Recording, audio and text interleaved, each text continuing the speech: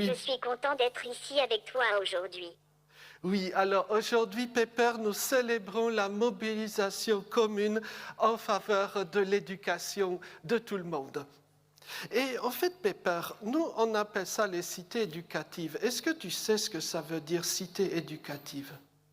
Non, Joseph, c'est quoi les cités éducatives? C'est un dispositif qui est, assez remarquable.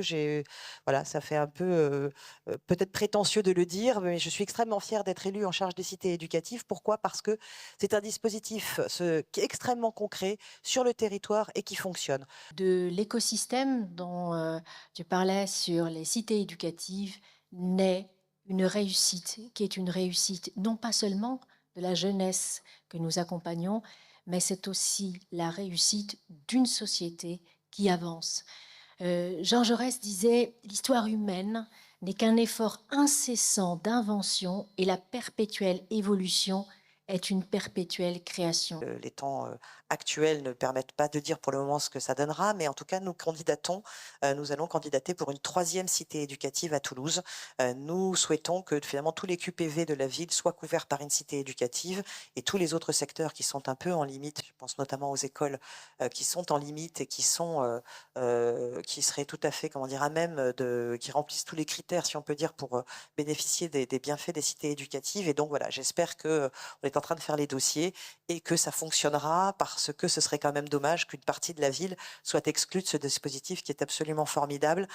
Est-ce que, Pepper, tu sais bien ce que veut dire ce mot de coopération? Oui, c'est travailler ensemble sur un projet commun. Les cités éducatives portent en elles cette obligation de favoriser les coopérations.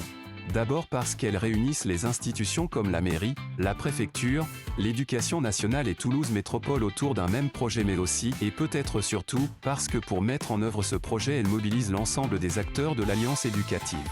Parents, enfants, enseignants, éducateurs, animateurs, associations, et plus encore, c'est à partir de ce riche écosystème qu'elles vont tenter de répondre aux besoins des habitants, avec la conviction qu'il n'y a qu'en étant ensemble que l'on peut être à la hauteur des enjeux qui sont ceux d'une cité éducative.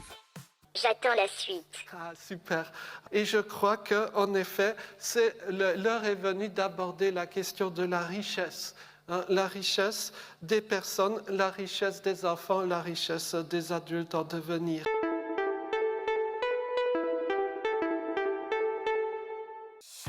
Les enfants et les jeunes des cités éducatives sont capables de choses formidables. C'est cette richesse que les cités éducatives vont vouloir révéler, accompagner, valoriser, encourager. Le pari est simple, faire de la réussite le modèle. Quel que soit le domaine, quelle que soit la compétence, quel que soit l'âge des enfants et des jeunes, les cités éducatives feront tout ce qu'il leur sera possible de faire pour que ces jeunes soient reconnus et viennent enrichir le projet collectif.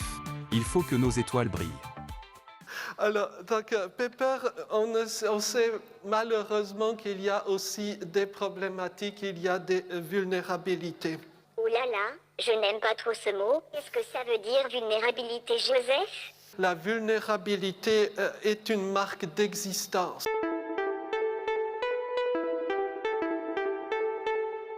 Bien sûr, il ne faut pas être naïf et nier qu'un certain nombre de parcours peuvent être fragilisés par les difficultés de la vie dans nos territoires, et plus ici qu'ailleurs. Il ne s'agit pas pour les cités éducatives de laisser les plus fragiles sur le bord de la route. Loin de là. Alors, avec l'ensemble des acteurs, qu'il s'agisse de prévention ou de prise en charge, le projet des cités éducatives sera là pour aider à trouver des réponses. L'humilité nécessaire face à cet enjeu ne doit jamais nous empêcher d'agir. Qu'est-ce que tu en penses, toi, Pepper? Il faut toujours écouter, accompagner et soutenir, c'est très important. Et à présent, peut-être on entre dans le thème le plus fascinant, peut-être le plus compliqué, à savoir l'émancipation. Alors, le mot émancipation est un peu complexe, mais en pratique, en image, ça va beaucoup mieux et c'est beaucoup plus clair.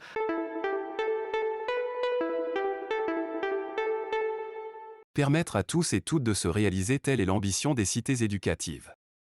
Que ce soit par l'école, le sport, la culture, que ce soit par la découverte de nouveaux horizons, par de nouvelles rencontres, par de nouveaux échanges, le projet est de faire en sorte que chacun puisse trouver sa voie. Multiplier les espaces de rencontres et d'échanges, découvrir les nouveaux métiers, les formations supérieures, permettre aux parents d'accompagner sereinement les projets de leurs enfants, Voici un point sur lequel l'écosystème des cités éducatives toulousaines ne dérogera pas.